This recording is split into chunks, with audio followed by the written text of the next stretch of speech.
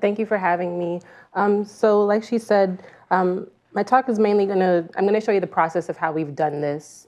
It might be more of a research talk or a tutorial depending on how you look at it, but I wanted to just kind of show the process of how we've done this in my lab and focusing on minimally invasive biomarkers. So the first portion, I'm going to do more of the traditional biomarkers in the sense of tumor volume, and then in the second part, then we'll go into the actually minimally invasive biomarker section.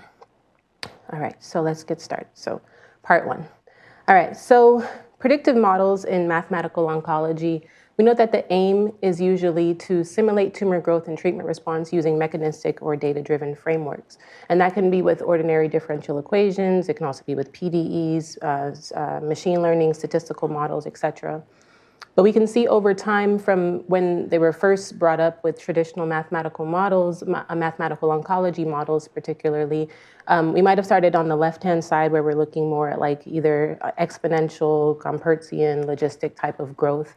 And they did more of those models more in a theoretical sense where we're just trying to understand how are, say, tumor cells growing in a dish, for instance. And this has evolved over the years from being more so focused on descriptive models to now looking at predictive models where we can actually take individual patient tumors. This is from the, I should be using this. Or not. Okay, all right. So the one on the right-hand side, this is actually from our evolutionary tumor board. And what you see here, this is multiple lesions from an individual patient. We have their treatment history over time. And what we can do is simulate what they might have done or how they might have done on alternative therapies to see if we can extend their time to progression. The evolutionary tumor board that we have at Moffitt is for patients who they have no other option, and they come to us and we develop these mathematical models and say, let's figure out the best way to treat them. But as you can see, we're moving from descriptive models to predictive models. And those predictive models, as I mentioned here, the one on the right is really grounded in data. So the types of data that we primarily are looking at are tumor volume measurements that can be either through a CT scan or an MRI. We can look at tumor biopsies. So we can take a single time point measurement from a patient and see how are their immune cells interacting with the cancer cells, for instance. Or we can take more liquid biopsies. So this is more on the non-invasive or minimally invasive side where we're looking at, say, plasma or urine. Specifically in prostate cancer, we can look at PSA, or we can actually analyze patient-specific urine. So these are some examples of the predictive models that have been done in the past. So this was from Tom Yankeeloff's group in Texas, where they were they developed a machine learning algorithm where you can simulate how a tumor is growing over time. The one on the bottom is from Mohammed Zahid et al., where they were simulating tumor volume or trying to predict tumor volume in head and neck cancer. And as you get more and more measurements over time, you can see that the model is able to better predict whether the patient will have local regional control or distal free survival. That's what it is. The one on the top here is from my group, where we're looking at PSA levels. So fitting over one cycle at a time and then making predictions into the future to, again, predict whether or not the patient will continue to respond to their therapy. So the cancer that I want to focus on today is non-small cell lung cancer. And we know that it accounts for about 12% of all new cancer diagnoses, but 22% of all cancer deaths. So it is a problem. Of the lung cancer under that umbrella, non-small cell lung cancer comprises 80 to 80% of all of those. And the patients in that group, they all often present with advanced stage disease. And one of the cornerstone therapies that they tend to use is immunotherapy. And that can provide durable response in about 20 to 50% of patients. Now, this is given with or without concurrent chemotherapy and or radiation therapy. So the question that we want to answer is, can we predict response trajectories early enough to redirect therapy before resistance becomes clinically irreversible and toxicity becomes unmanageable? Because if only 20 to 50% of these patients are receiving this durable response, we want to be able to identify early on who will not do well, so that we might be able to adapt their therapy early. So a couple of years ago, back in 2019, me and Heiko Enderling, we developed this predictive pipeline because we were developing predictive models at the time. And we know that we set out these steps where first we want to identify the biomarker that we want to model.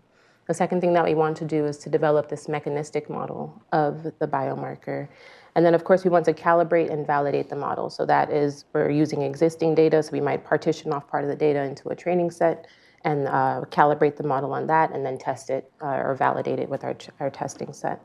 Then we would go on to evaluate the predictive performance, and only then, after we've known that after we see that the model is actually predictive, then do we go on and simulate and predict alternative therapies. And we were very intentional when we were making this pipeline to say that we don't want to skip steps, because we've seen studies of the past where you might develop a model and then just start simulating different types of treatment. So we're skipping all of the extra steps in between where we need to make sure that the model can actually describe. Yes? Can I just ask a clarifying question about Sure. the biology? For this type of cancer, because I don't know very much about it, is it very different than other, like the pipeline you're showing here looks like the pipeline I've seen for other cancers? No, so this is a general pipeline. Okay. This is a general predictive pipeline. I'm going to focus on non-small cell lung cancer, but I wanted to bring up the pipeline first. Yeah, thank you for that. So this is very general. It can apply to any cancer type, any model, but we just believe that it's important to follow these series of steps such that we can actually develop these predictive models. All right, so I realized. Okay, so the data that we're looking at, this is from our non-small cell lung cancer data set. We have 85 patients who are receiving treatment, and as I mentioned, these treatments are primarily immunotherapy, but we see from our table on the bottom here that 36% of patients had concurrent chemotherapy and 27% had concurrent radiation therapy, and those can overlap because they can actually receive both chemo and radiation. Now, 47% of our patients progressed on therapy, 21% discontinued due to toxicity, and we had the tumor volumes that were measured via these CT scans every 30 days. So out of our 85 patients, on average, we had about 3 volume measurements per patient. So these are the data that we're going to focus on. So in the first step of our pipeline, this would be identifying the putative biomarker. In this case, we're looking at tumor volumes. So the second step in the pipeline is to develop this mechanistic model. The mechanistic model that we want to focus on is the tumor growth inhibition model. So this is where we just have tumor that can grow. In this case, we're looking at it growing exponentially. So we have dV/dt equals lambda v. And then when we turn on treatment, we see that the treatment effect is gamma, but that is going to exponentially decay as treatment goes on. And you can see that the graph on the right-hand side is just showing, depending on the different values of lambda that we choose, when lambda and gamma cross each other. So that is showing right here. So this, on the left-hand side here, this is showing a low lambda or a long-term response, where the lambda value is low enough such that the treatment has a long enough effect so that the volume can come down. Now this in the middle is a medium-term response. So you can see that lambda is a bit larger than the original treatment than it was over here. And because once these cross, the time at nadir is shorter, and this trajectory is going to have resistance earlier. And then as we go here, this is an even shorter term response where we have resistance occurring almost immediately. Sorry, can you say again what T sub X is? T sub X is just treatment, sorry. So treatment on or off. So Sorry, but what is gamma in this equation? it's the treatment effect. So right here, this is the effect of the treatment, right? So when treatment is off, Tx is equal to 0. So we just have exponential growth. And then when treatment is turned on, then you actually see the effect of it where the tumor starts to decay. But gamma has an equation, right? So Gamma exponentially decays. What is it, gamma? It's you can say immunotherapy in this case. It's the treatment. Its effect is It's the amount of drug, or? It's not a PK/PD model, so we're not you can say in a sense it's just the treatment effect. It's going to exponentially decay over time. So it's the resistance effect. So it's kind of like an evolution speed. The resistance level is increasing. Exactly, right? So we have some initial sensitivity, gamma naught, when treatment is turned on. And then as time goes on, it's going to exponentially decay. So once this gets down to 0, or more specifically, when gamma crosses our lambda, then that is when you're going to see the tumor start to grow again. Sorry, I'm still a little confused. So T sub x is some sort of step function? It's a step function. It's either 0 or 1. Right. So, and this with many steps, not just one. So in this case, we're just looking at one step. Just to say we turn treatment on. Okay, and then what do you mean by DX sensitivity then? This is the effect of the treatment over time, this gamma. So there is gamma, Yes. the label says. Yes, sorry. Right, I was just trying to show that there's actually an interaction between this gamma and the lambda. clear. Yeah. So the lambda in this case is just the growth rate. Yeah, sorry for that. Any other questions? No? Okay. All right. So we're using this model. And so the next step in our pipeline would, of course, be to calibrate the model. And we can see here this model is very simple. We have maybe 3 parameters. We have, I can show you here. So we have lambda. And in this case, we're going to make it patient-specific. This is our growth rate. This is going to vary between patients. And then the other parameters that we're going to be looking at is the treatment effect term. So what is the initial treatment sensitivity, and then how fast does it decay? And for these two, we're going to actually make them be uniform between the patients. So for this, we're using a nested optimization where we're going to force these two. We're going to ask the optimizer to find the 2 values for the uniform parameters amongst all 85 patients. And then we're asking it also to find the patient-specific lambda value. And we're doing this through a leave one out cross-validation process. So we're taking all of the initial patients to begin with, say in this case our 85 patients. We're going to leave out one. And for the 84 patients, we're going to find the patient-specific lambda, the uniform gamma naught and epsilon, and then take that gamma naught and epsilon for that left-out patient and find the patient-specific lambda. So why is your epsilon does not depend on the patient, but the lambda? You could also make another assumption, right? Sorry? Is that the biology that dictates that the epsilon is patient-independent and lambda is, or? Yes, so we actually did try different variations of this. So of course you can try when all 3 are patient-specific. We can try when, maybe we could say lambda and gamma naught are uniform and epsilon is patient-specific. So we actually did try all different combinations of this and used the Akaike information criterion to decide which of them was the better one out of the 2. Mm-hmm. Any other questions? Okay. All right. So we did our calibration, and then we wanted to go on and validate it. So this is for the left-out patient now. So once we found the uniform gamma naught and epsilon values, then we tried to find the patient-specific. So for this patient 45, we would try to find the patient-specific lambda value. So you can see that the X's here are the actual data. The gray portion is the pretreatment portion. In this case, our uniform gamma naught is about 0.04, a little bit more than 0.04. And we have some exponential decay value epsilon that's going to control how fast this goes down. But with the patient-specific lambda, we can see that we can recapitulate the data relatively well, where we have some initial pre-treatment growth from time, say, negative 1.5 months to 0, and then the patient is going to respond to treatment over the next 4 months. So the volume is hardwired for this specific? For the initial volume. The initial volume, yes. Yes, and we chose to do that just because, as I said, we have on average about 3 data points per patient. And so I'm trying to avoid overfitting where we have too many degrees of freedom. So we just said, let's just fix it for now. Mm-hmm. All right, so that was for patient 45. Yes? So presumably you can do this, since it's all just simulations, you can do this patient by patient. Yes. Is this a typical, how much variation do you see? Very good question. So this is for a different patient here. I love when that happens. So for patient 3, this is a short responder. So you see, again, we only have these 3 different time points. So we have an initial, maybe strong response for the first 2 months, and then relapse occurs. And you can see this actually happens where, again, this the dashed line here is showing this patient-specific lambda value. So you can see that this lambda value is actually a lot higher than this one. And because of that, now this is why the patient has earlier relapse. Sorry. No, go for it. So if I recall right, you had 3 or 4 different immunotherapies that you're trying. Is Yes. that correct? So maybe this is not the right time to ask a question, but I'm just curious, why would we expect those parameters that are patient independent to really be patient independent when the drugs are so different, the mechanism of action is so different? That's a very fair question. No, so we're not actually going to address that. Out of the mixed bag of patients that we had, we felt it was best to collapse all of that into one, just because if we started to parse it out, there's so many different variables.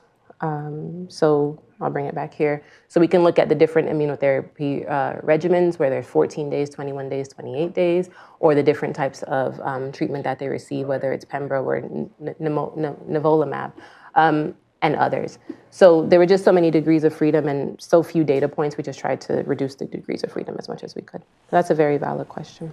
Question. Yes. Could you say how you estimate lambda for an individual patient? So we're doing a nested optimization. In this case, I think we used, it might be Neldermead, or it's in MATLAB, a very simple optimizer, but it's really the algorithm is that on the outside, we have 2 different optimizations that are going on. So on the outside, we're trying to find the uniform parameters for all of the 85 patients. And then internally, so it's like given that particular combination of say gamma naught and epsilon, now you want to find the patient-specific lambda. For the individual patients. And we go through this iteratively, and then we choose the overall combinations that minimize the cost function, in this case, the sum of squares. And on the patient, you measure the size of the tumor over time or something? Yes, so we're trying to minimize the distance between the model output and the data. Right, so that's our cost function. And if we do this over, so this is patient 3, where this is the left out patient. So we're doing them for the other 84 patients, trying to find the specific gamma naught and epsilon values that minimize that distance for all of the patients. And then now take that for patient 3, fix those 2 parameters, and then find the corresponding lambda value that minimizes the distance. Okay, thank you. Actually, follow up on that. So you did some squares without normalizing by, there's no variances. Well, there are some variances. So did you normalize by that? Yes, we did. Because you can see that it does vary. Like some patients, their volumes might have varied between say 0 and 10, where others went from 10 to 1. Right, so you normalized the cost function. Excuse me.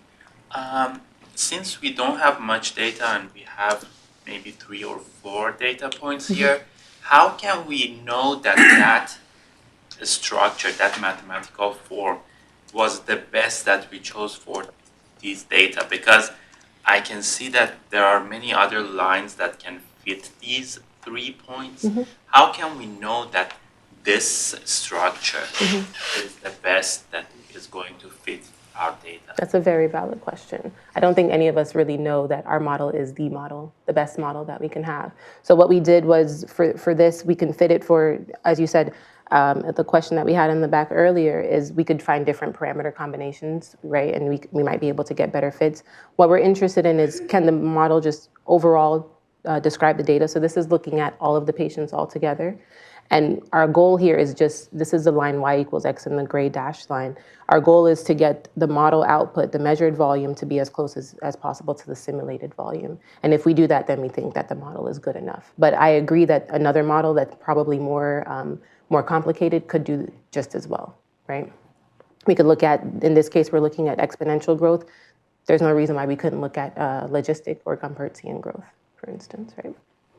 No problem. So go for it. No, it's all right. No, go. So, because this has to do with the question that we just asked too.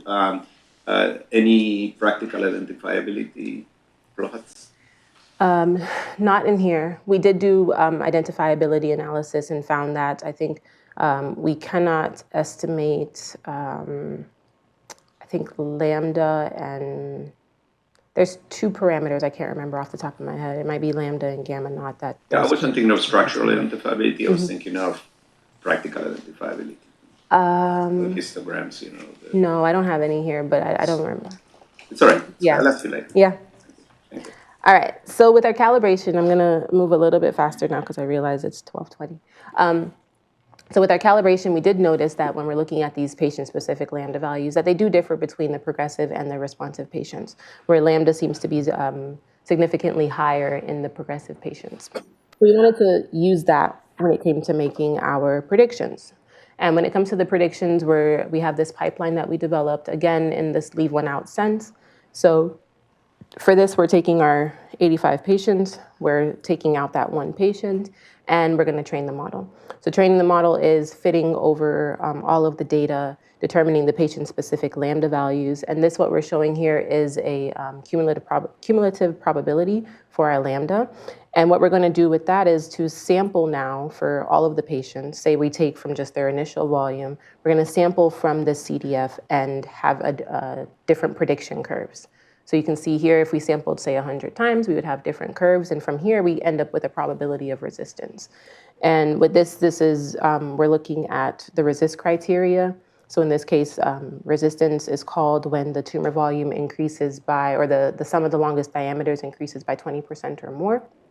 So that is what we're using here. We translated it to volume, and that equates to about a 73% increase in volume. So we have all of these different probabilities of resistance. We can look at the ROC curves from these, where we actually know whether or not the patient had resistance or not. We can choose the optimal cutoff that is going to separate the two groups of responders and progressive patients. And we can either maximize, if we're looking at our accuracy, our recall, our precision, our specificity. This is all very problem specific. And so this is just a general pipeline. And I'll tell you what we ended up optimizing at the end. But for our left out patient now, let's pretend that we only have their initial volume. We're going to sample from this CDF. We're going to sample from it and get simulation curves for this individual patient. And then we have our probability of resistance. We're going to see if our probability of resistance is greater than that cutoff that we chose from our training set. And if it is, we're going to predict that the patient is going to be resistant. If not, we'll predict that they're going to continue to respond. So that is our pipeline. So I'll show you how that works now for an individual patient. So this is for patient 2. So we did this all on the 84 patients, and then made the predictions just for patient 2, where we're sampling from the different lambda values. And you can see here that all of these curves, the actual data point here is in the set is blue. This patient was a continuous responder at time point 2. And our probability of resistance here is 0%. So we're going to say that this is less than our cutoff value. So we're going to predict that the patient will respond. And when we do that, we see that this is a correct response because the patient indeed was a continuous responder. And then on the right-hand side, we have for patient 14, this patient progressed after about 2 months. Our probability of resistance here was just 6%, but it was above our cutoff. And because of that, we're going to say that this is a progressive patient, and in this case, this is a true positive. So when we compare over all of our patients, we have a true positive rate of about 75%, a true negative rate of 68%, accuracy of 69%. And our prevalence is very low because very few patients actually progressed from time point 1 to time point 2. We only had about a 10% prevalence. But yes? Prevalence is the number of patients who progressed over the total number. So we ended up taking out 5 patients because we didn't have enough data. But so out of the 80 patients that remained in our set, 10 patients progressed and 80 out of the 80 that were there. So we have a 10% prevalence. Okay, thank you for that, I should have said. I'm making assumptions. So the true positive rate is how many of our predictions that were set to be progressive were actually progressive. So we have 75% of those correct. True negative rate, what percentage of patients do we say that they're going to continue to respond, actually respond? So it's just a ratio. And then our accuracy is how many patients that we say are going to respond plus the number of patients that we say are going to progress over the total to see how did we get that correct. So we have a 69% accuracy there. So what that looks like, let's just look at in a general group of 100 patients, what this would look like. Now with our prevalence being 10%, we would say that 10 out of 100 patients would progress. This is actually in the clinic. And then when it comes to our predictions now, we see that out of the 10 non-responders, about 8 would be correctly identified with this particular model. 2 would be incorrectly predicted to respond. 2 of the non-responders would be incorrectly predicted to respond. But then out of our 90 responders, about 29 of them would be unnecessarily escalated to additional scans based on our predictions. 61 would be correctly predicted to respond. So it's relatively okay, but we want to get that escalation number down, right? So I'll show you in the second part how we do that. But for our later predictions, well, before I get there, the model could detect all progressive patients. Quick question? Yes. About the two that you predicted incorrectly, Yes. or you say you predicted incorrectly, did you check if there's any other epidemiological or clinical covariate that could be responsible for that? It was just Right. That's a very good point. So we didn't actually, but I think it could be worth looking at. But it's only 2 patients, 2 out of 10. So we need a larger data set. And I'll get to that later on. It could be, right? You'll see later on in part 2, we did see that patients who, it depends on how early we're actually sampling their second time point. So on average, we're looking at every 6 weeks, but some patients could be as much as 10 weeks far into the future, and that makes the predictions a lot worse or earlier. So, but that's a good point. It could be covariate, so we'll look into it. And that's related to that. When you make these tumor volume measurements, right, which is what the basis for everything is, how noisy is that? Good question. We've discussed this at length, even when trying to determine the initial conditions, like fixing the initial conditions, whether allowing them to vary. We understand that there's measurement noise that we should be accounting for. What that level is, I don't know for sure. Yeah. Actually, I would like to follow up on that. So my understanding is that the way these measurements of tumor volume for your data, so that's, well, they can't use calipers because it's not it's on living patients, but it's really, I mean, these are CAT scans that you're doing? These are CT scans, and my understanding from my radiomics collaborator is that they're doing some segmentation and then measuring it from there. So they have to find the boundary of the yes, so that could, of course, vary between the person, the algorithm that they're using, so there is noise there. But they're not assuming like a sphere or one of these? No, these are actually SLDs that we got, and we converted them, so some are longest diameters and then converted to, no, we actually didn't, that's a different data set. Well, These then are actual volumes, volumes, because we assume they're spheres. Yeah, right. Not a good Yeah. thing. I'm not sure. Let me move on to the second one. So for the late response, because it's 12:29, I want to get to the end of it. So for the late response, this is patient 12. They were a continuous responder again, so their second data point or their subsequent data, you can see that their volume starts at about 180, and then it subsequently goes down and ends around 100 on about 2 or 2.5 months into their therapy. Our predictions here, we say, is their probability resistance is 15%, larger than our cutoff here. So we're predicting progression, but the patient actually continues to respond. So this is a false positive. And then for patient 24, this patient progressed at their third data point after about 4 months. And our probability of progression here is 21%. And this is a true positive. We can see that despite the curves not going up to the actual data point, that's not so much what we're interested in. We're just interested in is the probability correct, right? But overall, true positive rate here is about 78%. True negative rate is very low at 30%. And our prevalence in this case, the number of patients who progress at their third data point was a lot higher, was 17% compared to the 10%. So what this translates to clinically, in a model of 100 patients with a 17% prevalence means that we would have 17 progressors and 83 responders. Out of our 17 progressors, we would correctly predict about 13 of them would progress. And out of our 83 responders, about 58 would be unnecessarily escalated, right? So later response, we're doing a bit worse when it comes to this extra unnecessary escalation. So, but the model can predict these 13 out of 17 progressors, but 70% of the responsive patients would be escalated. So the question that we want to ask is, how can we improve this, right? So that's what's going to be in part 2, where we're going to be looking at those minimally invasive biomarkers and see can we correct these predictions or improve them. So I'll acknowledge this for those who don't get to go to the second part. I'll acknowledge my lab for now, and then we can come back for the second part. But I will take any questions. I do highlight Dia. She's an undergrad in my lab, and she has done the majority of the work on this. So she is third in from the right-hand side. But I'll take any questions.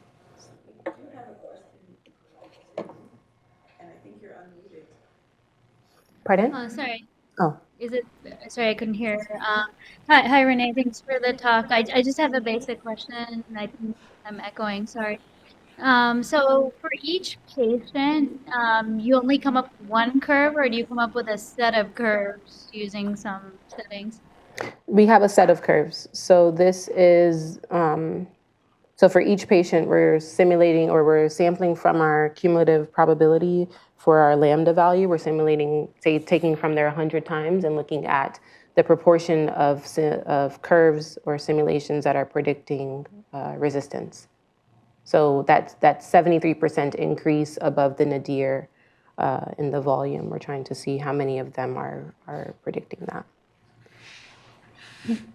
Yeah, so maybe you could bring me up to date about the RESIST method, because the apocryphal, or I don't know how apocryphal story was, when they first introduced immunotherapy, they were confusing tumor size with immune, reaction, and vastly overestimating the lack of response. And they actually, the first immunotherapy trials was almost canceled because they looked like all the patients were progressing. Has that improved? Have the methods of RESIST been able to deal with that issue over the years? They have. So they now refer to it as iRESIST, where it's for those who are receiving immunotherapy, there's a different resistance criteria. And the issue with traditional RESIST criteria for immunotherapy patients was that there was a lot of pseudoprogression because of that immunotherapy flare, in a sense.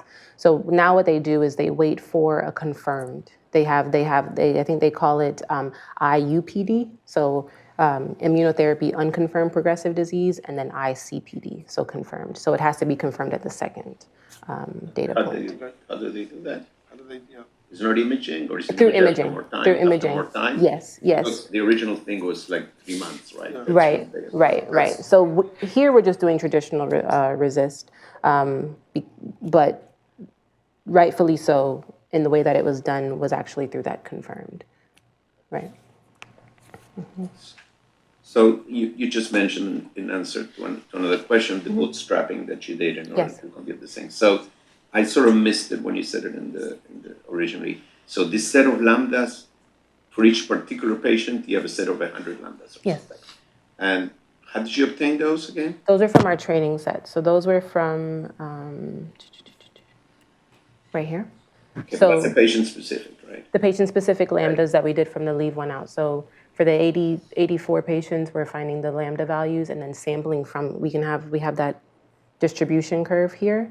We're sampling from that for the left out patient 100 times and determining what the potential lambda values could be. Right. So you're making some assumption that these patients were representative in some sense. Exactly, because with this optimization, we're finding the patient-specific the uniform gamma naught and epsilon. So we're fixing those parameters and then sampling from this distribution, saying that this left-out patient is likely very much like the group. Got it. So maybe just one more question in here, and then we'll continue the conversation over break, and then have part two. Sure. Okay. I was just getting back to the original modeling, that the tumor growth would be, in absence of anything else, proportional to the tumor size seems odd, right? Because wouldn't the tumor grow along the surface area rather than according to the volume? So why wouldn't you start off by modeling it with a v to the 2/3 instead of a v?